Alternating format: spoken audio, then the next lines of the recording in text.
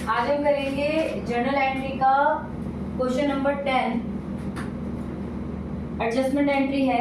Adjustment में क्या क्या आता है आपको मैंने पहले समझाया था। आउटस्टैंडिंग, प्रीपेड, अक्रूड और अनअर्न्ड इनकम, ये 4 चीजें बताई थी। उन्हीं 4 चीजों से रिलेटेड ये जर्नल एंट्री आएगी।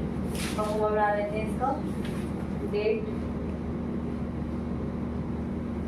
पार्टिकुलर, पता नहीं अच्छा नहीं चल रहा,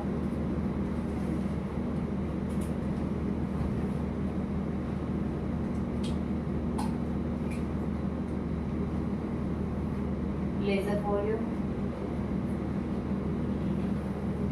डेबिट, क्रेडिट, ये आपका जर्नल एंट्री का फॉर्मूला। ठीक है। क्वेश्चन नंबर 10 एडजस्टमेंट एंट्री, इसका हेडिंग दिया हुआ है टीएस गेवाल का, पेज नंबर 8.52। नाउ पहली एंट्री है इसकी, interest due but not received. Interest due but not received, एक तरह से ये क्या हो गया हमारा, एक्रूड इनकम। मतलब इंटरेस्ट हमारा ड्यू हो गया है बट हमें वो रिसीव्ड नहीं हुआ है। तो हमारा ही एक तरह से एक्रूड इनकम क्या है, एसेट। तो यहाँ पे हमारी एसेट है, तो एसेट इंक्रीज होगी तो उसको हम क्या करेंगे, डेबिट करेंगे। तो हम यहाँ पे जर्नल एंट्री इसकी करेंगे। फर्स्ट ही दी हुई है accrued income account debit, accrued interest account. अब यहाँ एक्रूड इंटरेस्ट अकाउंट, मतलब अगर यहाँ रेंट होगा तो रेंट लिखेंगे, ठीक है, डेबिट टू इंटरेस्ट अकाउंट, ठीक है, 10,000। Accrued interest account debit to interest account, ठीक है। फिर है सेकंड नंबर पे, बीइंग अपने आप लिख लेना, salary due to staff, outstanding salary.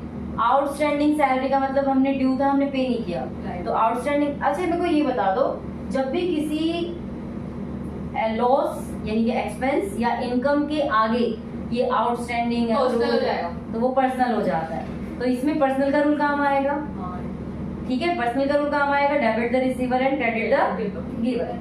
तो अब हमारे यहाँ पे salary due to staff outstanding, तो इसके लिए हम क्या एंट्री करेंगे, salary account debit, salary account debit, क्योंकि सैलरी हमारा क्या है, एक्सपेंस है। तो हमारी सैलरी और पे करनी है हमको, to outstanding salary account. Outstanding को मैं ओएस लिख रही हूँ, outstanding salary account, that is 50,000। समझ गए। तो एक तरह से हमारे यहाँ पे ये लायबिलिटी बढ़ रही है। आउटस्टैंडिंग सैलरी हमारी लायबिलिटी है, आउटस्टैंडिंग क्या होती है हमारी, लायबिलिटी। ड्यू हो गई है बट फ्यूचर में तो पे करेंगे हम, तो जब हमारी लायबिलिटी इंक्रीज हो जाती है तो उसको हम क्रेडिट करते हैं, ठीक है। थर्ड नंबर पे है out of the rent paid this year. आपने रेंट पेड किया है इस ईयर, उसमें से 5,000 नेक्स्ट ईयर का है, मतलब प्रीपेड है, एडवांस में हमने पेमेंट कर दी। तो जो हमने एडवांस में पेमेंट कर दी वो तो आपका ही है ना। जैसे आप फोन है, फोन का जब हम बिल रिचार्ज करते हैं तो पहले हम रिचार्ज करते हैं फिर उसको यूज करते हैं। तो वो 300 रुपए का रिचार्ज जो हमने करवाया वो तो हमारा ही है, हमारी एसेट है। तो यहाँ पे हमारी एसेट इंक्रीज हो गई है, तो प्रीपेड एक्सपेंस इंक्रीज हो गया। तो हमारा यहाँ पे प्रीपेड क्या है, रेंट। तो जब एसेट इंक्रीज हो जाती है उसको क्या करते हैं, debit, prepaid rent account debit to rent account, ठीक है। प्रीपेड को हमेशा रेंट से माइनस करते हैं क्योंकि वो नेक्स्ट ईयर का होता है। आउटस्टैंडिंग सैलरी को सैलरी में हमेशा ऐड करेंगे और एक्रूड इंटरेस्ट को इंटरेस्ट में प्लस करेंगे, क्योंकि ये इंटरेस्ट रिसीव्ड है हमारा, ये वाला इंटरेस्ट रिसीव्ड है, इनकम है ये हमारी, इसीलिए। तो एक चीज हमेशा ध्यान रख लेना, क्या बताने वाले, हाँ, कि अगर आपको कोई आइटम रिलेटेड आइटम में प्लस करना है, जैसे मुझे आउटस्टैंडिंग, मेरी सैलरी तो मेरे को पे करनी है, उसमें जितनी मेरी ड्यू थी और ऐड हो जाएगी, तो मैं सैलरी को डेबिट ही रहने दूंगी। अगर मुझे उसको माइनस करना है तो मैं इस चीज को क्रेडिट कर दूंगी, उसका अपोजिट चला जाता है। ऐसे ही एक छोटा सा ट्रिक है जिससे हमें पता चल जाता है, बोलते नहीं है। फोर्थ वाला देखिए, प्रोवाइड 10% डेप्रिसिएशन ऑन फर्नीचर। अब डेप्रिसिएशन लगाना है फर्नीचर पे, तो फर्नीचर की वैल्यू कम होएगी या ज्यादा, कम। कम हो जाएगी, तो मतलब फर्नीचर को हमें माइनस करना पड़ेगा।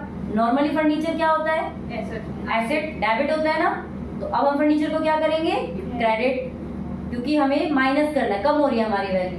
तो हम क्या करेंगे, depreciation on furniture account, debit to furniture account, to furniture account.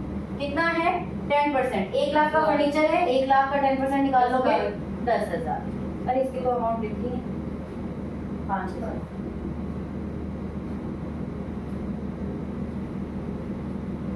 ठीक है,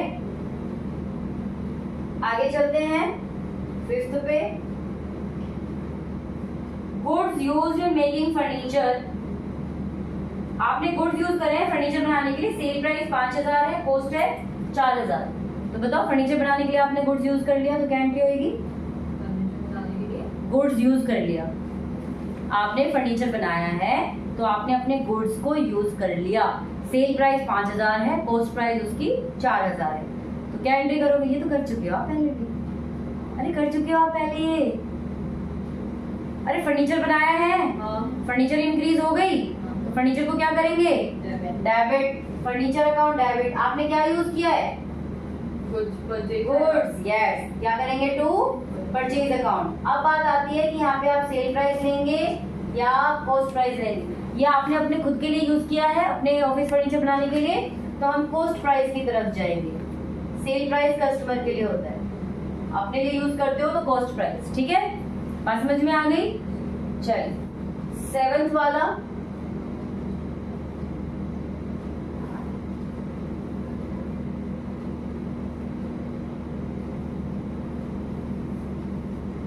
allow interest on capital. Capital पे इंटरेस्ट अलाउ कर रहे हो, कैपिटल इंक्रीज होगा या डिक्रीज, ये बताओ पहले।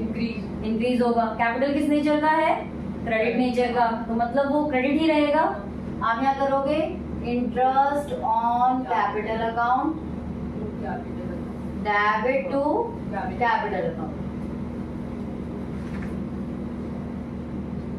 That is 8,000।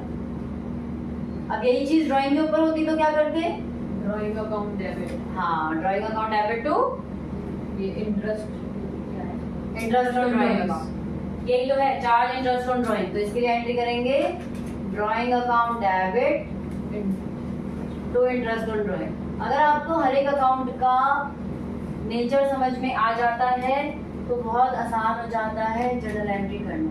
ये था आपका क्वेश्चन नंबर 10। ठीक है, अब ओपनिंग एंट्री में साथ साथ समझा देती हूँ। क्वेश्चन नंबर 11 की एक ओपनिंग एंट्री है।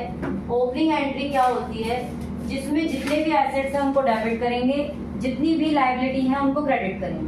बस आपको ये जानना है, क्योंकि सारे एसेट्स डेबिट उसके नेचर के होते हैं, डेबिट नेचर के, और जितनी भी लायबिलिटी होती है वो क्रेडिट नेचर के होते हैं। अब इसने हमें एसेट्स अलग दे रखे हैं, लायबिलिटी अलग दे रखी है, तो हम क्या करेंगे, cash in hand account debit, cash in hand account debit, फिर दे रखा है bank account debit, bank account debit, फिर दे रखा है stock account, stock account debit, फिर दिया फर्नीचर, फर्नीचर अकाउंट डेबिट, फिर दिया है डेब्टर्स, डेब्टर्स अकाउंट डेबिट, फिर दिया है, अरे डेब्टर्स इकट्ठा भी दिया, अलग अलग है XYZ। ठीक है, फिर लायबिलिटी दी है to loan from Vikas, loan from Vikas account, to creditor account. Creditor के भी अलग अलग नाम है, लेकिन हम नाम नहीं लिखेंगे, हम डायरेक्टली सारा लिखेंगे। अगर मैंने नाम लिखा तो नहीं, नाम नहीं लिखे। अगर ओनली नाम है तो आप डेब्टर की जगह X लिख के ब्रैकेट में डेब्टर लिख देना। ठीक है, लेकिन यहाँ तीनों का इकट्ठा दिया हुआ है तो हम इकट्ठा ही लिखेंगे। तो सबसे पहले कैश दिया हुआ है हमें 60,000, बैंक दिया हुआ है 40,000, स्टॉक दिया हुआ है 1,50,000, फर्नीचर दिया हुआ है 43,000 और डेब्टर्स दिया हुआ है 1,45,000 और इधर हमें लोन दिया हुआ है 60,000 और 52,500। अब देखो, हमेशा से हमने ये देखा है कि डेबिट और क्रेडिट बराबर होते हैं। हाँ डेबिट, अब यहाँ देखो डेबिट साइड ज्यादा है, क्रेडिट साइड कम है, तो जो हमारा बैलेंस होगा ना वो हमारा होगा टू कैपिटल अकाउंट। अब यहाँ से 12 में तो कैपिटल रिजर्व लिखते हैं ना, यहाँ शायद कैपिटल ही है। और मान लीजिए ये वाला ज्यादा हो, ये वाला कम हो, तो वो गुडविल अकाउंट। ठीक है, तो यहाँ पे अब इसका टोटल कर लेते हैं, 1 लाख, 2.5 लाख, 2.5 लाख और 2,50,000 और 5 3 8 4 4 8 1 8 8 5 13 1 2 1 3 1 4 4,38,000 माइनस कर देंगे इसमें से 0 0 5 2 6 है, सॉरी 0 0 5 2 6 5 11 0 0 10 में से 5 गए 5 7 में 2 गए 5 3 में से 1 गया 2 4 3,25,500 ये हमारी कैपिटल है।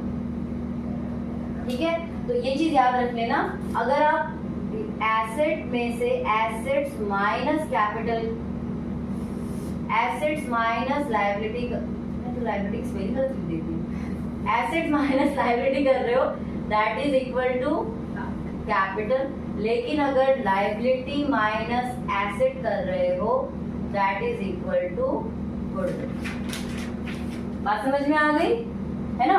तो ये सारा आप उतार लो और इसके आगे वाले जो क्वेश्चंस है वो करेंगे, लगभग सारा करा लिया है अभी, फिर जो क्वेश्चन नहीं आएगा जिसमें डाउट होगा फिर वो करवाऊंगी आपको। ठीक है, तो इसको उतार लो आप। इसमें ना मुझे थोड़ा डाउट लग रहा है, मैं चेक कर लूँ।